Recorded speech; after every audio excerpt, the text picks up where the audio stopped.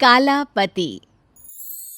मुक्ता देखने में अच्छी खासी गोरी लड़की थी, लेकिन भाग्य में लिखा था काला संजय। शादी के बाद संजय का दोस्त एक दिन कहता है, अरे भाभी जी और तू साथ में ऐसे लगते हैं जैसे black and white TV. Sanjay दोस्त की बात से बहुत निराश हो जाता है। तभी मुक्ता कहती है, अभी तो आपने हम लोगों की शादी की एल्बम नहीं देखी, उसमें तो ये और काले लग रहे हैं। तभी सास आ जाती है। हाँ, सरकारी नौकरी जो है मेरे बेटे की। वैसे बेटा तुम्हारा क्या हुआ, 12वीं पास हुए या फिर फेल हो गए? दोस्त घबरा जाता है। आंटी जी इस बार तो लग रहा है कि पास हो ही जाऊंगा। मुक्ता ये ना संजय का स्कूल का दोस्त है। अब संजय तो जिला का अधिकारी बन गया, लेकिन ये वही स्कूल में ही रह गया। वो क्या है ना, पूरे शहर में पहला नंबर था मेरे संजय का। संजय माँ को प्यार से देखता है। दोस्त वहां से निकल जाने में ही अपनी भलाई समझता है, लेकिन दोस्त के जाने के बाद, देख मुक्ता, कोई और तेरे पति की बुराई कर रहा है तो तुझे बात संभालनी चाहिए थी, ना कि खुद भी पति की बुराई करो। वैसे भी तुम्हारे पापा ही पीछे पड़े थे, शादी कर लो शादी कर लो, वरना मेरा बेटा इतना इंटेलिजेंट है कि ना पैसे की ना लड़की की कोई कमी नहीं थी। अरे माँ रहने देना, क्या बात लेकर बैठ गई। सासू माँ, वैसे मैं कोई बुराई नहीं कर रही थी, जो सच है वही तो बता रही थी। वो तो मैं थोड़ी मोटी थी, वरना लड़कों की कमी मेरे घर में भी नहीं थी, रिश्तों की लाइन लगी रहती थी।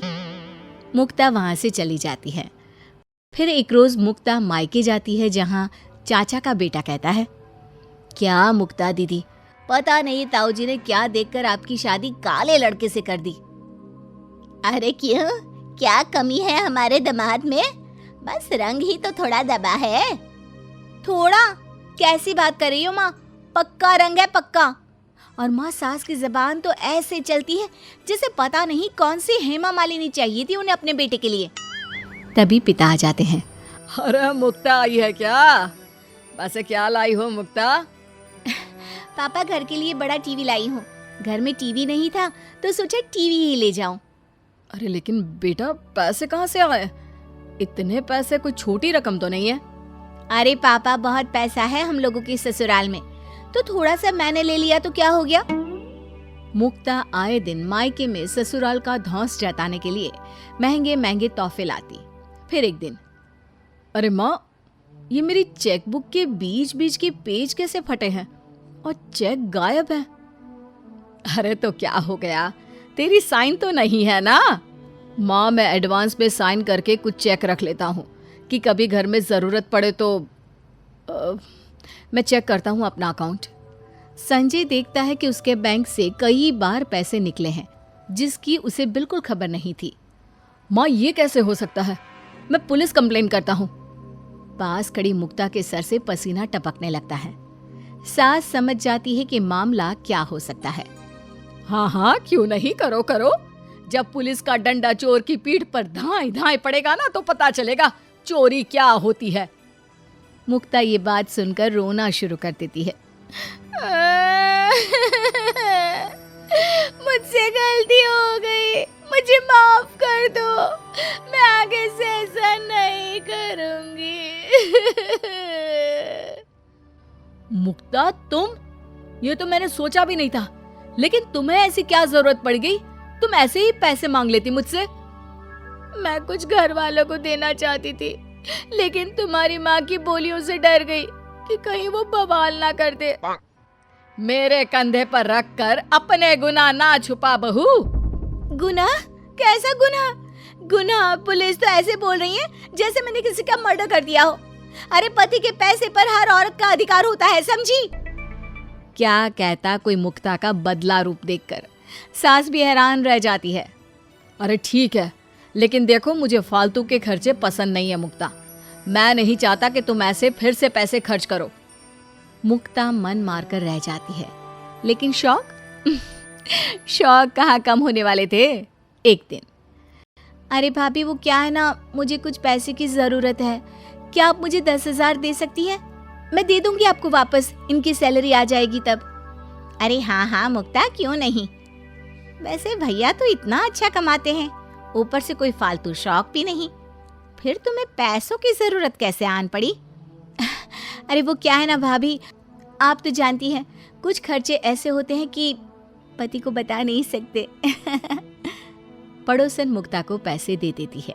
कुछ दिन बाद, अरे कल्लू कैसे हो, कहाँ हो, दिखाई नहीं दे रहे हो।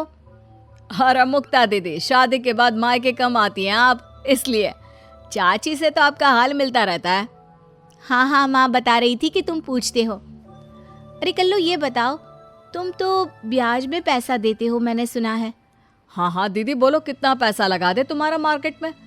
अरे नहीं नहीं, पैसा लगाना नहीं है, बल्कि पैसा चाहिए ब्याज में।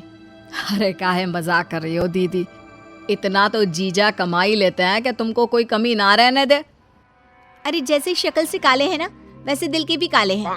अरे छोटी छोटी जरूरत के लिए भी भिखारी की तरह अपने ही पति से मांगना पड़ता है, ऊपर से सास की मंजूरी, क्यों चाहिए, कितना चाहिए, ये सब झेलना। अरे कुछ पैसा दिला दो ना ब्याज पर दीदी ब्याज कहाँ से दोगी, मोटा पैसा लगता है ब्याज का। अरे उसकी चिंता ना कर, वो तो मैं दे दूंगी। तुम ना मुझे 1 लाख दे दो। हाँ लेकिन 5,000 महीना देना होगा। तुम मोहल्ले की बेटी हो, इसलिए गारंटी में कुछ मांग नहीं रहा हूँ। अरे हाँ हाँ ले लेना, पैसा दे दो बस। कल्लू मुक्ता को पैसे दे देता है। मुक्ता उन पैसों से अपने मायके वालों और सहेलियों के बीच झूठा दिखावा और शान दिखाती है। एक सहेली कहती है, मुक्ता तेरा पति भले ही काला है, लेकिन ऐश तो पूरी करती है। हाँ लेकिन क्या करे, काला पति है ना, कहीं ले जा नहीं सकती। सहेलियों को मुक्ता की बात अजीब लगती है। फिर अगले ही महीने कल्लू का फोन मुक्ता के पास आता है। अरे मुक्ता, वो ब्याज के पैसे का वक्त हो गया है। हाँ हाँ कल्लू, मैं दे देती हूँ, देख ऐसे ना फोन मत किया कर। ठीक है, लेकिन जल्दी दे देना। हाँ। मुक्ता पति की जेब से पैसा चुराती है, जिसे संजय देख लेता है। ये क्या हरकत है मुक्ता, पैसे की जरूरत थी तो मुझसे मांग लेती। मेरी तो किस्मत ही खराब है जो तुम्हारे जैसे काले आदमी से शादी हो गई। पैसे पैसे के लिए भी तरस गई हूँ मैं। अरे लेकिन तुम्हें क्यों पैसे चाहिए, बता तो दो। इतने पैसे तो तुम्हारे पास होते ही हैं कि जरूरत की चीजें ले सको। मुक्ता अब जैसे तैसे कल्लू का ब्याज देती, कभी किसी से उधार मांगती, कभी किसी से। लेकिन फिर एक दिन, देखो मुक्ता, मुझे 10 दिन के अंदर पैसे चाहिए, नहीं तो मैं तुम्हारे ससुराल आ जाऊंगा। मुक्ता घबरा जाती है और अपने मायके चली जाती है। अरे संजय, बहू रोते रोते मायके गई है, जरा जाकर देख तो क्या हो गया। संजय भी मुक्ता के पीछे उसके मायके चला जाता है, जहाँ वो बाहर खड़ा होता है और अंदर मुक्ता माँ से कह रही होती है, माँ मैंने काले आदमी से शादी करके ठीक नहीं किया, मैं उस घर में नहीं रहना चाहती, वो लोग मेरा कोई ख्याल नहीं रखते, मुझे एक एक पैसे के लिए मोहताज कर दिया है। माँ मैंने अपने मोहल्ले की कल्लू से 1 लाख लिए थे, वो तुम वापस कर दो, वरना वो मेरे ससुराल जाएगा। माँ कुछ कहने जा रही थी कि संजय वहां आता है। मुक्ता, ये बात तुम मुझे बताती तो मुझे अच्छा लगता कि एक बीवी ने अपने पति से मन की बात की, लेकिन मुझे नहीं पता था कि तुम्हें तो मैं अच्छा ही नहीं लगता हूँ। खैर मैं जा रहा हूँ, मैंने कल्लू के पैसे भी दे दिए हैं, काला होना मेरा गुनाह नहीं है। अरे रुकिए तो जमाई जी, माना मेरी बेटी गोरी है, लेकिन इसका मन काला है। आप जैसा नेक आदमी तो किसी अच्छी लड़की के ही लायक है। मुक्ता, तुम भले गोरी हो, लेकिन तुम्हारे कर्म बहुत काले हैं। मुझे माफ कर दो माँ, मैं समझ गई। जो पति प्यार और इज्जत दे, उसका रंग हर उस आदमी से अच्छा है जो अपनी बीवी को पैर की जूती समझता है। मुझे माफ कर दीजिए, मैं आपके साथ चल रही हूँ।